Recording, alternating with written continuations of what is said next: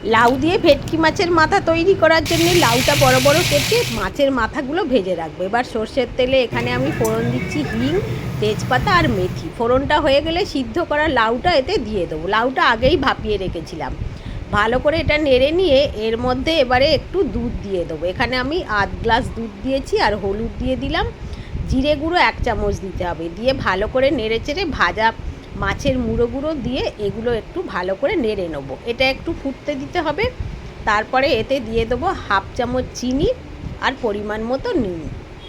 এটা একটু মিষ্টি মিষ্টি খেতে হবে, এটা খুবই সুস্বাদু খেতে হয়। আর একটু দিয়ে দেবো কাঁচা লঙ্কা। আর ভালো ঘি তো অবশ্যই এতে একটু দিতে লাগবে। অসম্ভব সুস্বাদু খেতে হয়, কিন্তু গরম ভাতে এটা খেতে দারুণ লাগবে। একটু ফুটিয়ে নিয়ে ভালো করে একটু নেড়ে দেবো। এখন একদম রেডি হয়ে গেছে গরম ভাতে লাউয়ের ভেটকি মাছের মাথা দিয়ে ঘন্ট। খেতে কিন্তু খুবই ভালো হবে।